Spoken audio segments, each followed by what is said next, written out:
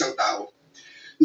Nakapaloob sa isang tiwaling sistema kung saan ang isang tao ay pinangakuan ng biyaya o kaya pinipilit na lumahok sa mga irregularidad. Ang takot sa maaaring masamang mangyari bunga ng hindi pagsunod o pagnanais na rin sa personal na pakinabang o kaya kombinasyon ng dalawang ito ay sumisira sa moral na direksyon ng isang tao. Also, I would like to make clear that while the facts narrated below are based on my direct personal knowledge and fortified by official DPWH records, the kickback scheme pertaining to the collection and handoff Senator Ramon Bong Revilla Jr. I have a close and friendly relationship with Senator Ramon Bong Revilla, and we go all the way back since the time of Amay Bisaya and Mayor Viseo, who first introduced me to the former legislator while I was still the district engineer in Laguna sometime in 2005 or 2006. Senator Nancy Binay. Carlin Yap Villa is the aide of Senator Nancy Binay, who transacted with me regarding the latter's projects and commitment. If I recall correctly, I first met Carlin in the year 2018 during the budget season at the Senate. Senator Chis Escudero and Maynard Ngu. I met Maynard Ngu at the Manila City Hall during the term of Mayor Erap, and while I was the city engineer of Manila sometime in 2013. Senator Jinggoy was backing me to become a regional director. When I failed to become a regional director, I applied for the position of city engineer, and Senator Jinggoy was one of those who recommended me. Sec Bonoan told me there is a 500 million for Senator Grisco and instructed me to ask the senator for a list of projects.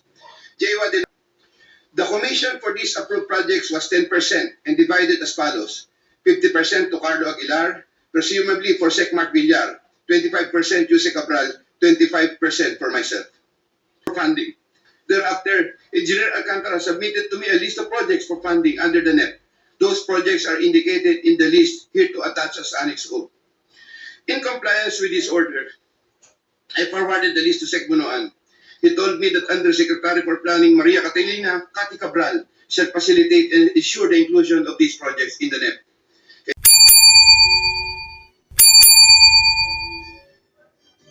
Sa mga personalidad na silang may pakana o kaya nagbigay daan sa mga irregularidad na ito. Gayunpaman, napagtanto ko na ang isang pagkakamali ay hindi maaaring iwasto ng isa pang pagkakamali. At kung may maisang pamangkaso ay maaaring magtagal ito bago matapos. Sa aking pagkakaalam sa mga nakarang scam, tulad ng ilang kaso ng PIDAP, mahigit isang dekada na ang nakalipas, hanggang ngayon ay dinidinig pa. Kawawa ang bayan. Hindi ko matiyak kung ang mga pangunahing may sala sa mga irregularidad na ito ay mapapatawan ng kaukulang parusa sa lalong madaling panahon. Gayunpaman, umaasa ako na sa pamamagitan ng kasulukuyang mga pagdinig ay makakabuo ang ating mga mambabatas ng kaukulang batas na hindi lamang tutugon sa epekto ng mga manumalyang gawain ito, kundi na rin makakapigil sa pag-ulit nito. The magnitude of the irregularities and how this have greatly affected and will affect our nation and its citizens cannot be overemphasized. I am committed to disclose everything that I know regarding these anomalies, particularly the complicated and ingenious ways by which these were carried out and perpetrated all these years. This, despite the serious threats to my personal safety and that of my family and loved ones. Mula sa aking paninilbihan bilang isang mababang laborer hanggang ako'y naging isang undersecretary, napag-alaman ko na ang profesional na kakayahan at integridad ay maaaring hindi sapat upang matiyak ang tagumpay sa profesional na karera ng isang tao. Nakapaloob sa isang tiwaling sistema kung saan ang isang tao ay pinangakuan ng biyaya o kaya pinipilit na lumahok sa mga irregularidad. Ang takot sa maaaring masamang mangyari bunga ng hindi pagsunod o pagnanais na rin sa personal na pakinabang o kaya kombinasyon ng dalawang ito ay sumisira sa moral na direksyon ng isang tao. Lalo na kung ang mga dapat na may pangunahing kakayanan na humadlang sa masamang gawain ay siya rin may pakana nito at nagbibigay daan dito. Naniniwala ako na hindi lamang ako ang nakaranas sa sitwasyong ito.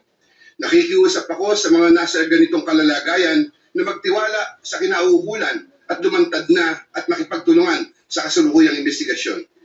In connection with my application for coverage as a state witness under Republic Act No. 6981, I have earlier submitted to the Department of Justice a second supplemental affidavit, further clarifying my previous disclosures on the government flood control and other infrastructure projects subject of the present proceedings. Once again, with the assurance of the Honorable Committee that my rights and benefits under 6 RA 6981 shall be respected, I will be submitting the second supplemental affidavit to the Honorable Committee with the prior authority of the Department of Justice through the Honorable Frederick A. Pida, Acting BOJ Secretary, as set out in an authority to disclose, which I am likewise submitting to the Honorable Committee. Thank you. Proceed with your statement.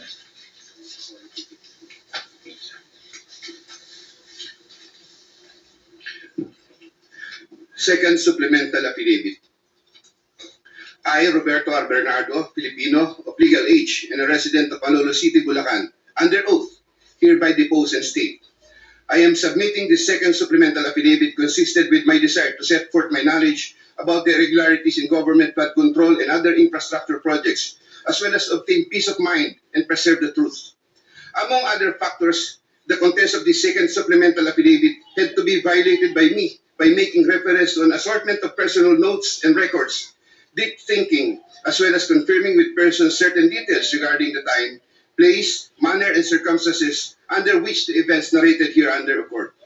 Moreover, owing to the passage of time and the fact that I am no longer part of the DPWH following my retirement in August 2025, the process of collecting facts and details had progressed slower than expected, contributing to the delay in the submission of this second supplemental affidavit.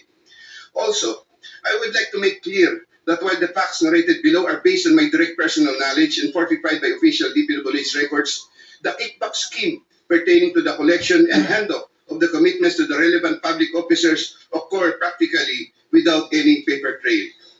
A statement of facts available to all, applicable to all. Over the decades that I worked for the DPWH, it has always been my philosophy to form good working relationships between and among my bosses and our superiors, inferiors and our subordinates, and other colleagues, even without the promise or expectation of a reward or personal advantage. I would rather troubleshoot problems than develop enemies and immediately address all concerns.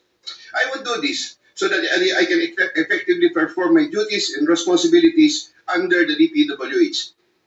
Unfortunately, this professional orientation of mine has forced me to compromising situations that include the matters narrated hereunder. I reiterate my deep remorse and guilt for what I have done, and I am now animated by an honest desire to help rectify the institutional defects in the systems and operations, not only of DPWH, but also other government agencies, and help in developing lasting and meaningful reforms.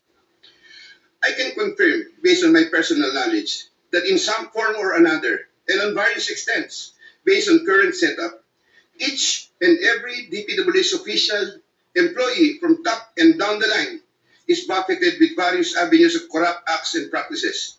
This would include high-ranking members of the department, such as secretary, undersecretaries, assistant secretaries, regional directors, district engineers, bids and awards committee members, engineers, inspectors, and all the way down to laborers.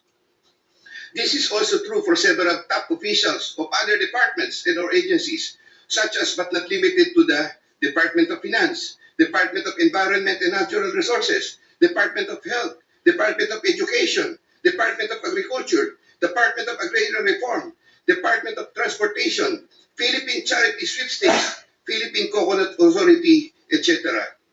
Moreover, I can confirm, based on my personal knowledge, that in some form or another, and on various extents, most proponents have their own designated contractors who will take on the projects for the former's benefit and advantage.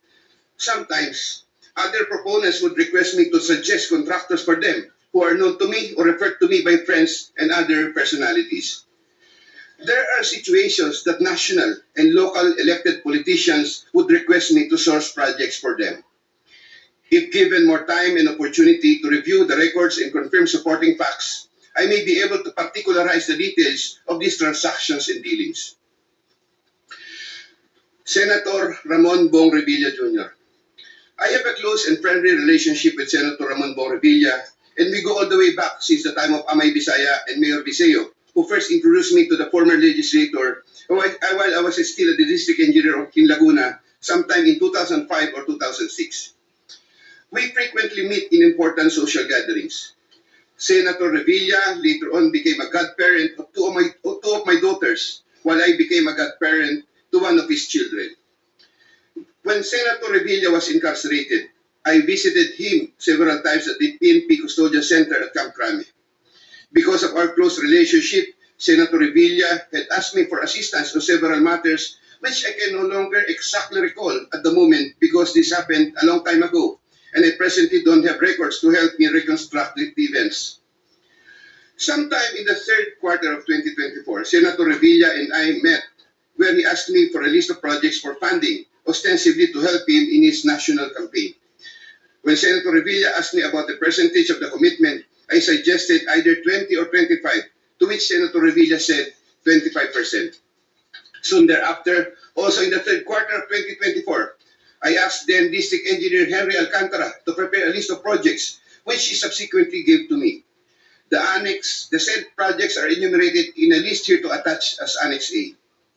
Moreover, still in the third quarter of 2024, I also asked then District Engineer, but later Regional Director for NCR, Engineer Gerard Opalencia, to prepare a list of projects which he subsequently gave to me. The said projects are enumerated in a list here to attach as Annex B.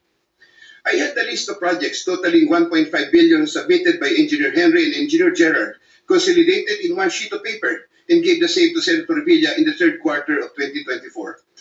With respect to the projects under the NEP and HGAB, I followed this up with Secretary Manny Bonoan upon request of Senator Revilla, who would also follow this up with Jose Cathy Cabral.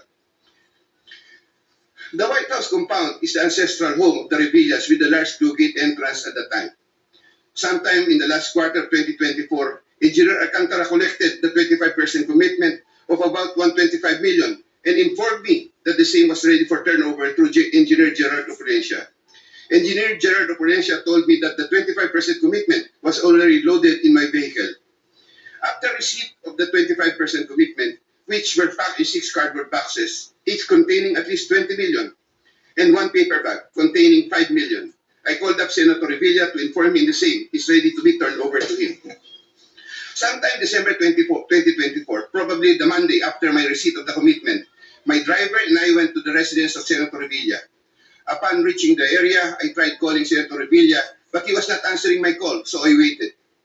After waiting for approximately 1 hour at a nearby gasoline station, we were finally allowed inside the compound by the guard. Once inside, we parked the vehicle, and shortly upon alighting, I saw Senator Revilla at the terrace. I walked over to Senator Revilla for a casual talk. While the boxes were being unloaded, Senator Revilla and I talked for about 20 to 25 minutes. I asked him, "Sen, bakit hindi ka nangangampanya?" Senator Bong replied, "Okay naman pare, maganda results ng survey. Relax muna." The personnel of Senator Revilla helped in unloading the boxes. After the delivery of the commitment, I headed back to Manila. Sometime late January or February 2025, in relation to a list of projects submitted by Engineer Gerard Opalencia, Senator Revilla called me to follow up on the status of the commitment. About a week later, sometime February 2025, I informed Senator Revilla that the same was ready for turnover. Before the start of the campaign period for national elected positions, I directed one of my aides to deliver commitment amounting to 250 million to the residence of Senator Revilla at the White House compound, Aguinaldo Highway, Bacoor, Cavite. Senator Nancy Binay. Carlin Yap Villa is the aide of Senator Nancy Binay, who transacted with me regarding the latter's projects and commitment. If I recall correctly, I first met Carlin in the year 2018 during the budget season at the Senate. Eventually, sometime 2019, Yusek Traigi Olivar, whom I knew very well, endorsed Carlin to me. From then on, Carlin would contact me directly to follow up the status of different matters. Sometime fourth quarter in 2022, Carlin, claiming to act on behalf of Senator Binay, asked my help for the transfer of an assistant district engineer in Mindanao to another district, a request which I endorsed to Sec. Bunoan. Sometime during the third to fourth quarter of 2022, Carlin requested on behalf of Senator Binay for a list of projects worth around 1.882 billion with 12% commitment. The said projects are enumerated in a list here to attach as Annex C. I got 3% of 1.882 billion. I prepared a list of projects within my area of jurisdiction with the help of DPW's officials, but could not recall at this time exactly who among them gave me the list. But I can recall that it was Engineer Manny Bulusan who coordinated the collection of the commitment. Eventually, during the first quarter of 2023, the commitment was delivered to Carlin for Senator Binay in several tranches in Makati and Quezon City, but I could not recall at this time the details of the deliveries, but I undertake to submit additional information thereon. Sometime last quarter of 2023, Carlin again asked for Senator Binay a list of projects for inclusion and funding under the 2024 GAA, which I provided with the help of Engineer Gerard Apulacia and Engineer Henry Alcantara. The total list of projects initially amounted to 2.5 billion, but which was reduced to 1.672 billion. The said projects are enumerated in the list here to attach as Annex D. Apparently, some individual or group offered Senator Binay a higher amount of commitment of 15% instead of the previous 12%, with a promise that the commitment would be released much earlier. Yusek Traigib learned about the plan to transact with this individual or group, and I was informed by Yusek Traigib that he confronted Carlin and said to her, "Bakit nyo binabawasan ng kay Robert? Siya din naman ang nilalapitan ng mga yan pagka nagkakaproblema." However, sometime later part of December 2023, Carlin called me and requested for a 50 million advance for Senator Binay's shoes for the holiday season because the individual or group was unable to deliver on their promise, and which I then helped to fix. Thereafter, Carlin told me that Senator Binay was expecting an increase in the commitment from 12 to 15%, which I agreed to fulfill. I did not get any percentages from the aforementioned projects worth 1.672 billion, but I was reimbursed the 50 million which I earlier advanced. I was nurturing goodwill with Senator Binay by fulfilling the commitment. Sometime 2024, Carlin requested me to relate to Sec Bunoan Senator Binay's request for some allocation under the NEP, which I did. Sec Bunoan allocated 500 million for Senator Binay under the NEP for 2025, which I relayed to Carlin. Carlin told me to prepare a list of projects for the 500 million allocation. I then asked a list of projects from Engineer Henry and Engineer Gerard for 500 million, which I then submitted in person with Sec Bunoan, who then told me he will instruct Yusek Cabral to include the same in the NEP. The list of projects was included in the NEP for 2025. The said projects are enumerated in a list here to attach as Annex E. Likewise, sometime in the last quarter of 2024, Carlin for Senator Binay asked for a list of projects to be included in the 2025 GAA.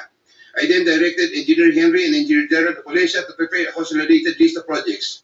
I submitted a list of projects totaling 3 billion to Carlin, but only approximately 2.6 billion was included. The said projects are enumerated in a list here to attach as Annex F. After these projects appeared in the GAA, Engineer Bulusan, Engineer Apulacia, and myself collected, raised, and prepared the 15% commitment, which was all turned over to me. There were difficulties in collecting the commitment, as there were contractors, congressmen who did not give amount considering the issue of for later release projects totaling approximately 80 million more or less, which I had to advance.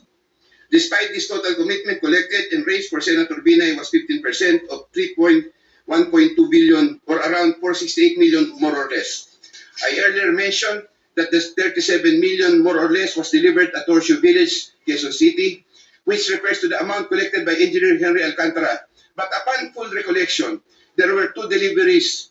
The first delivery amounted to 340 million at a house in Horseshoe Village, Quezon City, and the second delivery amounted to at least 200 million at another house, but also in Horseshoe Village, Quezon City. After the second delivery, Carlin told me, "Kinuha na ni Sir, salamat raw. Hindi ka raw kakalimutan sa Makati." The Sir refers to the husband of Senator Binay. I did not get any percentages from the projects worth 3,120 million for NEP and GAA for Senator Binay. Senator Chis Escudero and Maynard Ngu. I met Maynard Ngu at the Manila City Hall during the term of Mayor Erap, and while I was the city engineer of Manila sometime in 2013. Maynard Ngu is a familiar figure in the social political circles, as he would be handling substantial donations to politicians during election season, including the distribution of mobile phones. During the 2022 national elections, Maynard Ngu approached me and asked for help in raising campaign funds. I and other DPWH officials assisted Maynard Ngu in raising campaign funds. These frequent interactions with Maynard Ngu at the court helped me in building our mutual trust with each other, especially in favor of Senator Escudero, whose interest Maynard Ngu was actively promoting. Maynard Ngu was appointed Special Envoy to China for Trade, Investments, and Tourism in 2023. When Senator Chis Escudero became Senate President in 2024, Maynard Ngu approached me and asked for a list of projects for Senator Chis Escudero. Thereafter, sometime November 2024, I asked Engineer Opolencia to prepare a list of projects for Senator Chis Escudero following my conversation with Maynard Ngu. Thereafter, Engineer Opolencia submitted to me a list of projects for funding. The said projects are enumerated in a list here to attach as Annex G. For the projects located in Valenzuela, Engineer Opolencia, through District Engineer Ruel Umali, collected the money for the commitment for Senator Chis Escudero. He delivered the commitment at Diamond Hotel. We saw each other at the Diamond Hotel, and Engineer Opolencia told me, nasa inyo na po, boss. When I asked my driver to confirm, the driver told me, nasa akin na po, okay na po. For the projects located in Marinduque, Engineer Opolencia, through Regional Director Ryan Altea, collected the commitment for Senator Chis Escudero. He delivered to me the commitment at Diamond Hotel. Engineer Opolencia called me and said, may papadala ako sa inyo ngayon. Sa iyo ngayon, dadalhin na lang po sa Diamond. Later, the driver told me, nasa akin na po, okay na po. Following a deeper recollection of the facts and checking with public records, I can now confirm that in addition to the Valenzuela and Marinduque projects, Engineer Opolencia also provided the list of projects for Oriental Mindoro and Quezon City. The complete list of projects for Senator Chis Escudero is worth 1.4 billion with 20% commitment. The said projects are enumerated in a list here to attach as Annex H. Sometime early 2025, I made the first delivery of 160 million for Senator Chis Escudero at the Cherry Mobile Building at Maynard Ngu in Apacible Street, Manila. Thereafter, early 2025, I made the second delivery of 120 million for Senator Chis Escudero, also at the Cherry Mobile Building of Maynard Ngu. Senator Jinggoy Estrada. I have known Senator Jinggoy Ejercito Estrada since I met Senator Jinggoy Estrada through the social circles of Senator Bong Revilla. We usually had encounters during social gatherings of people in the movie industry. We developed a close relationship. Sometime in 2010, when I was Assistant Regional Director of DPW's Region 4A, Senator Jinggoy was backing me to become a Regional Director. When I failed to become a Regional Director, I applied for the position of City Engineer, and Senator Jinggoy was one of those who recommended me. When he was incarcerated, I would visit him, but sometimes together with then City Mayor Joseph Erap Estrada. Sometime in 2023, Senator Jinggoy requested Secretary Bonoan through me for projects worth 500 million. Secretary Bonoan agreed to give 450 million for the DPW's NCR building, which Jose Cabral included in the NEP for 2024 with an 18% commitment for Senator Jinggoy. Senator Jinggoy called me sometime in the third quarter of 2024 and asked me to request the amount of 1 billion from Sec Bonoan. Senator Jinggoy said, tulungan mo na lang ako dyan kasi marami pa akong tutulungan sa eleksyon. I replied, okay na ba ang 25% Sen? Sen Jinggoy responded, okay na ang 25%. I relayed to Sec Bonoan the request of Sen Jinggoy. The former then asked me to prepare a list of projects for the latter. In turn, I asked Engineer Gerard Opolencia for a list of projects. When Engineer Opolencia gave me the list, I gave it to Secretary Bonoan, who told me that he will give the same to Jose Cabral and that the latter will take care of it. At the moment, I cannot locate the list or a copy thereof. Later on, I saw that some of these projects totaling 500 million and included in the list I gave to Sec Bonoan were listed in the NEP for that year. These projects, as appearing in the NEP, are enumerated in a list here to attach as Annex I hereof. Thereafter, Senator Jinggoy called me and asked me what happened to the difference of 500 million. I relayed this to Sec Bonoan.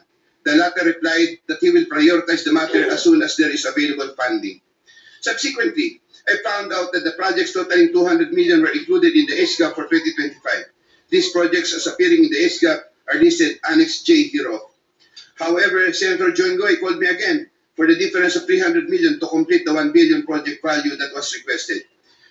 During the BICAM, projects worth 750 million were again included in the projects to eventually form part of the 2025 GAA.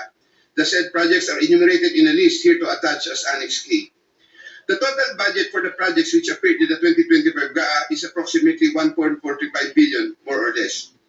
After Engineer Opolencia collected the 25% commitment, approximately 360 million, and delivered the same to Diamond Hotel in Manila. Thereafter, I tasked my driver to deliver the boxes to Sen Jinggoy at the Abtiaga building in San Juan City. Senator Jinggoy personally confirmed to me his receipt of the commitment and thanked me for the same. During the 2024 budget hearing for 2025 GAA, Engineer Alcantara informed me that Senator Jinggoy gave him funding amounting to 355 million for Bulacan First DEO and 500 million from other districts in Bulacan and requested that he, Engineer Alcantara, prepare list of projects. The said projects are enumerated in a list here to attach as annexes L and L-1 respectively. Later on, sometime in the first quarter of 2025, Senator Jinggoy asked me to get the 25% commitment for the aforesaid list of projects from Engineer Alcantara. Engineer Alcantara then delivered to me the 25% commitment, approximately 213 million, which I delivered to Senator Jinggoy at the Arteaga building in San Juan City. Senator Grace Poe. Sometime third quarter of 2024, J.Y. De La Rosa, a staff of Senator Grace Poe, requested Sec Bunoan, through me, if Senator Grace Poe can be accommodated in the DPW's NEP. Sec Bunoan told me there is a 500 million for Senator Grace Poe and instructed me to ask the Senator for a list of projects. J.Y. De La Rosa told me to coordinate the matter with Mrs. Patron, a contractor. Mrs. Patron told me to prepare the list. Upon my instructions, Engineer Gerard Oculesha submitted a consolidated list of the following projects, 1 in Laguna and 3 in NCR. These projects are indicated in the list here to attach as Annex M. Thereafter, the list of projects was included in the NEP by Sec Bunoan through Yusek Cathy Cabral. Later on, the said projects appeared in the GAA for 2025. There was a 20% commitment collected for Senator Grace Poe. Mrs. Patron, a contractor, collected the commitment for Sen. Grace Poe at Diamond Hotel from one of my aides. Congresswoman Mary Mitzi Mitz Kahayan Uy. There were projects released in Congresswoman Kahayan Uy's congressional district, which I facilitated. I submitted projects being proposed by her to proponents for funding, the details of which I am still verifying and confirming at the moment. Congressman Lerida Robes. There were also projects released in Congresswoman Lerida Robes' congressional district, which I facilitated. I submitted projects being proposed by her to proponents for funding, the details of which I'm still verifying and confirming at the moment. Congressman Zaldico. In addition to my statements in my affidavit dated 25 of December 2025, I was told by Engineer Alcantara, Congressman Zaldi would from time to time deal also with Engineers Gerard Pacanan, Gerard Oculesha, and Danny Villa. There were times Engineer Gerard Pacanan and Gerard Oculesha would give me certain amounts, supposedly from Congressman Zaldico. Yusek Traigib Olivar of David. In addition to my statements in my affidavit dated 25 of September 2025, I wish to add that I have known Yusek Traigib as early as 2010 when he was still a staff of Senator Bong Revilla. He is a common figure in budget deliberation hearings and by reason of which I had interacted with him on multiple occasions. Yusek Traigib then worked under the office of Senator Edgardo Angara and then later worked under the office of Senator Sani Angara. When Senator Sani Angara became a chairman of finance, Yusek Traigib and I would have several interactions as part of our work in budget preparations. When Senator Revilla was incarcerated with Senator Jinggoy Estrada, Yusek Traigib and I would frequently call each other so we can help look after the welfare of concerns of Senator Revilla, whom I visited several times with Senator Jinggoy Estrada while they were in detention. Aside from the details I had earlier mentioned in my affidavit dated 25 of September 2025, Yusek Traigib and I also had transactions concerning Senator Angara between 2019 and 2024, where Yusek Traigib received deliveries representing 12% of the projects of Senator Sani Angara, while the latter was chairman of finance. As I previously mentioned in my affidavit dated 25 of September 2025, Yusek Olivar and I discussed the unprogrammed appropriations supposedly for the Office of the Executive Secretary. Thereafter, DPWH received a special allotment release order, which included projects worth 2.85 billion. The contract IDs for the projects worth 2.85 billion covered by the said SARO can be secured from the records of DPW's Regional Office for Region 3 and the 1st District Engineering Office of Bulacan. Moreover, in the unprogrammed appropriate allocation for 2025, there could have been an additional 12 billion more or less funding, which I am verifying and confirming at the moment. DPWH Secretary Mark Villar and Yusek Cabral. I was appointed Assistant Secretary of DPWH by former President Rodrigo Duterte in 2016 during the term of DPWH Secretary Mark Villar. As Assistant Secretary for Operations, I was assigned over the Visayas regions. While I was Assistant Secretary for Operations, I was introduced to Carlo Aguilar, a cousin of Sec Mark Villar. Yusek Cabral was already the Undersecretary for Planning Service when I became Assistant Secretary. As Undersecretary for Planning Service, Yusek Cabral was working closely with Sec Mark Villar for the allocation, listing, and budgeting of all the DPW's infrastructure projects. While I was Assistant Secretary, I was also later designated as Chairman of the Central Bids and Awards Committee, Central Bank. In the later part of 2017, I was promoted to Undersecretary of the DPWH during the incumbency of Senator Mark Villar and took my oath of office as Undersecretary before him. In the first quarter of 2018, I was designated as Undersecretary for Operations for NCR, 4B, and the 3 Visayas regions. Upon my request, I was replaced as Chairman Central Bank sometime in February 2020 because of political intrigues, as I was reportedly siding with then City of Manila Mayor Isko Moreno, who was vocal against then President Rodrigo Duterte. All of this time, the funding of all projects was cleared through Yusek Cabral for approval by Sec Mark Villar. From time to time, Yusek Cabral would ask me to submit detailed list of projects with regards to lump sum fund allocations of DPWH, which list she sometimes would approve herself or forward to Sec Mark Villar for approval. Among others, this included ELSA and other major roads project allocations, maintenance of creeks and waterways, etc. The commission for these approved projects was 10% and divided as follows: 50% to Carlo Aguilar, presumably for Sec Mark Villar, 25% Yusek Cabral, 25% for myself. Undersecretary Maria Catalina E. Cabral. As a general rule, with very little exceptions, it is Yusek Maria Catalina Cabral, with the imprimatur of Secretary Mark Villar, and later continued by Sec Manny Bunoan, who had control at the DPWH level to remove, include, add, deduct, or modify insertions of items in the NEP for infrastructure or those pertaining to DPWH. Yusek Cabral would tell me that she would communicate and meet legislators to inform them of the amount of their allocations and ask them for titles of projects that they want to include in the DPWH budget. In a matrix of process flow that I have prepared, which I am attaching here to as Annex N, Yusek Cabral has total influence and authority in preparing and finalizing the NEP for infrastructure. On multiple occasions, I personally delivered and also caused to be delivered cash to Yusek Cabral at her house at Tatalon, Quezon City, and other places.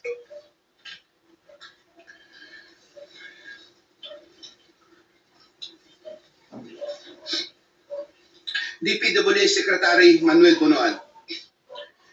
DPWH Secretary Manuel Bunoan is a long-time DPWH official who has held top positions through different administrations.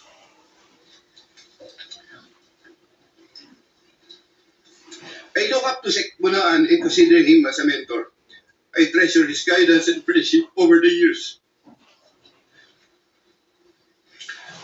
Prior to Sec Bunoan's assumption as Secretary of DPWH, I was the Undersecretary for Operations and Planning for NCR, Visayas, having assumed the said position in 2018. Unlike during the time of Sec Mark Villar, when I was not given much task, even removed as PAC chairman, and had very limited operational functions during the COVID pandemic period, Sec Bunoan entrusted me with more operational functions and let me work more closely with Yusek Cabral. Sometime in 2022, Sec Bunoan directed me to submit a list of projects for possible inclusion in the NEP for fiscal year 2023 worth around 450 million. Without question and delay, I asked Bulacan First DEO for a list of projects for funding. Thereafter, Engineer Alcantara submitted to me a list of projects for funding under the NEP. Those projects are indicated in the list here to attach as Annex O. In compliance with this order, I forwarded the list to Sec Bunoan. He told me that Undersecretary for Planning Maria Catalina Cati Cabral shall facilitate and ensure the inclusion of these projects in the NEP. Engineer Alcantara gave the 10% of the value of the projects. Similarly, in 2023, Sec Bunoan directed me to submit a list of projects for possible inclusion in the NEP for fiscal year 2024 worth around 150 million. Again, without question and delay, I asked Bulacan First DEO for a list of projects for funding. Thereafter, Engineer Alcantara submitted to me a list of projects for funding under the NEP. Those projects are indicated in the list here to attach as Annex P. In compliance with this order, I forwarded the list to Sec Bonoan. In compliance with this order, I forwarded the list to Sec Bonoan. Sec Bonoan said that Jose Cabral shall again facilitate and ensure the inclusion of these projects in the NEP. Engineer Alcantara gave 15% of the value of the projects. Also in the year 2024, Sec Bonoan also directed me to submit a list of projects for possible inclusion in the NEP for fiscal year 2025 for the amount of 900 million.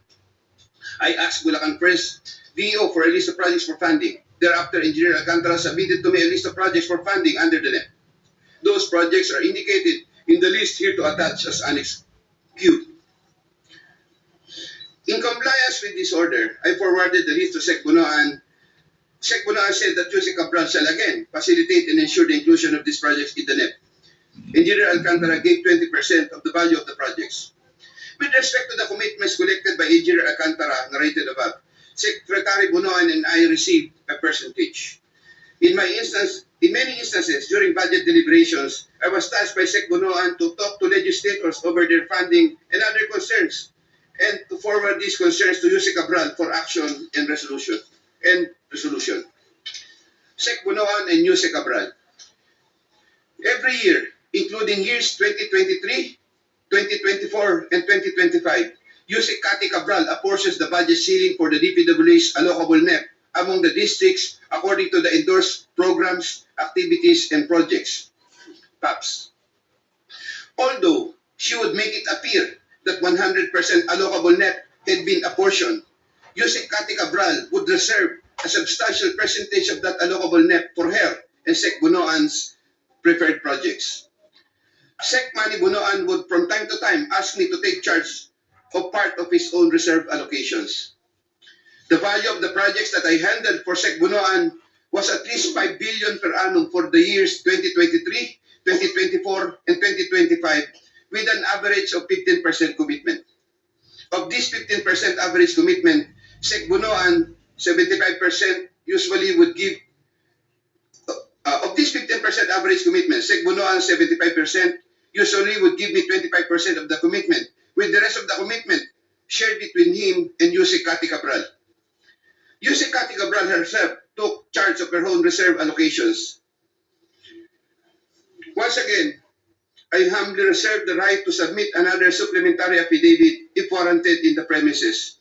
I attest to the truth of the foregoing statements based on my personal knowledge and authentic records. Mr. Chair, thank you.